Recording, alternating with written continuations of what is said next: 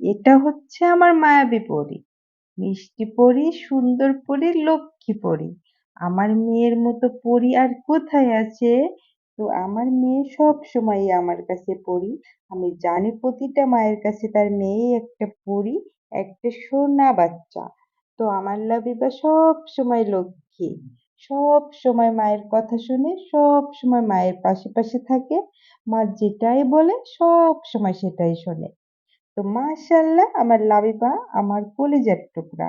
Hello everyone, আসসালামু আলাইকুম। কেমন আছেন সবাই? আশা করছি সবাই ভালো আছেন। আলহামদুলিল্লাহ আমরাও ভালো আছি।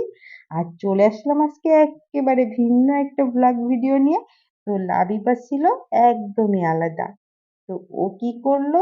আজকে হুট করে শাড়ি পরলো। শাড়ি পরে সাজুগুজু করলো।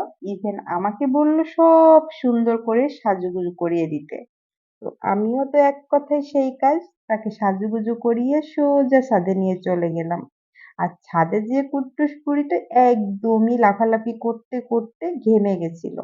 আজকের দিনটা ছিল অনেক মায়াবী একটা দিন।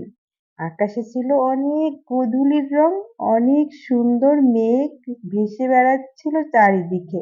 ঠিক যেমন আমার মিষ্টি পরীটা ভেসে বেড়াচ্ছিল, ঠিক তেমনই আকাশে মেঘ ভেসে বেড়াচ্ছিল। আকাশে দেখছিলাম বারবার তাকিয়ে গোধূলির রং। তো সাতরঙা গোধূলির রং যেন মনটা আজকে ছুঁয়েই দিয়ে গেল। তো লাবিবা ঠিক তেমনই অনেক সুন্দর সুন্দর কথা বলল। আর সব সময় আমাকে দেখাচ্ছিল ছাদে কত গোধূলির রং, কত মেঘ ভেসে বেড়াচ্ছে। তো এভাবেই আমার রাজকুমারী আজকে ছাদে যেয়ে অনেক এনজয় করলো। তো হঠাৎ সাজুগুজুর কারণ কি সেটা অবশ্যই সবাই জানতে চান। হঠাৎ সাজুগুজুর কোনো কারণই ছিল না। আসলে আমার মিষ্টি পরীর কোনো কারণ ছাড়াই সাজুগুজু হয়, কোনো কারণ ছাড়াই সে সাজতে পছন্দ করে। আর সব সময় এমন মায়াবী মিষ্টি পরী যার যার বাসায় আছে সবাই সাজিয়ে রাখবেন। আর সব সময় আমার মিষ্টি পরীকে তো আমি সাজিয়েই রাখি। আমার মনের মতো করে তাকে সব সময় সব জায়গায় নিয়ে যাই। আর আমার মিষ্টি পরী সবসময় মায়ের এক্কেবারে গুড গার্ল হয়ে থাকে, মায়ের সব কথা শোনে। মাশাআল্লাহ আমার মেয়ে, আমার পৃথিবী, আমার সবকিছু। তো মিষ্টি পরী আজকে লাফালাফি তো একদমই থামাচ্ছিল না। লাফালাফি করতে করতে তার এত কষ্ট হয়ে যাচ্ছিল যে মিষ্টি পরী কোনোভাবেই থামতেছিল না। মিষ্টি পরী কষ্ট হলেও কি আছে, কষ্ট না হলেও কি আছে, সে সব সময় লাফালাফি করতেই পছন্দ করে। আর এই যে আমি এত বড় হয়েছি, তার মা হয়ে গেছি, তারপরেও আমি শাড়ি পরে কোনোভাবেই কমফোর্টেবল নাই। কিন্তু আমার মিষ্টি পরী অনেক বেশি কমফোর্টেবল।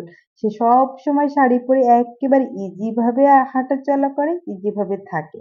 তো মাশাআল্লাহ আমার দিক দিয়ে আমার মেয়ে অনেক বেশি এগিয়ে। তার মা যেটা পারে না সে সেটাই পারে। তার মা শাড়ি পরে একদমই হাঁটতে পারে না, কিন্তু সে মিষ্টি পরে সবকিছু পারে।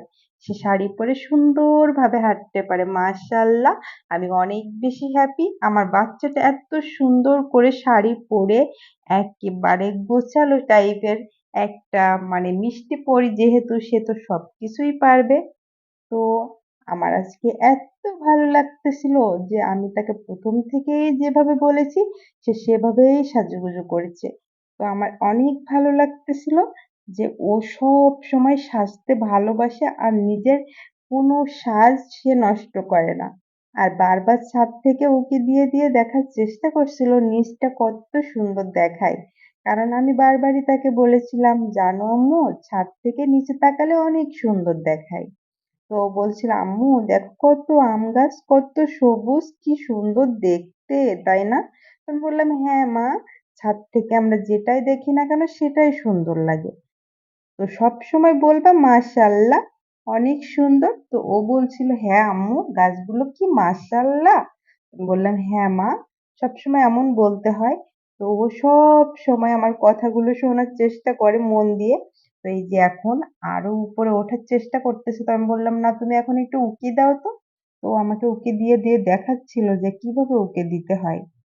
তো বন্ধুরা আজকে ভিডিওটা কেমন লাগলো? লাবিবার সাজটা কেমন ছিল? সবাই অবশ্যই অবশ্যই কমেন্ট বক্সে জানাবেন। আর সবাই আমার মিষ্টি পরীর জন্য অনেক অনেক দোয়া করবেন। ও যেন সবসময় সুস্থ থাকে আর আপনাদের সামনে নতুন, নতুন ভিডিও নিয়ে হাজির হতে পারে। সো আজকে ভিডিওটা এ পর্যন্তই। আল্লাহ হাফেজ।